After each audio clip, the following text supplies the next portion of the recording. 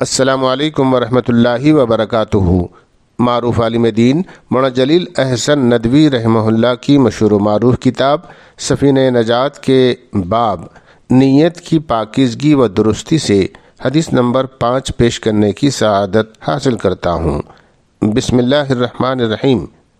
حضرت ابو درداء رضی اللہ تعالی عنہما نبی صلی اللہ علیہ وسلم سے روایت کرتے ہیں کہ آپ صلی اللہ علیہ وسلم نے فرمایا، جو شخص اپنے بستر پر اس نیت اور ارادے سے لیٹا کہ وہ نماز تہجد کے لیے اٹھے گا لیکن اسے گہری نیند آ گئی، وہ طلوع فجر کے بعد ہی اٹھ سکا، تو ایسے شخص کے نامہ اعمال میں اس رات کی نماز تہجد لکھی جائے گی اور یہ نیند اس کے لیے اس کے رب کی طرف سے بطور انعام ملی۔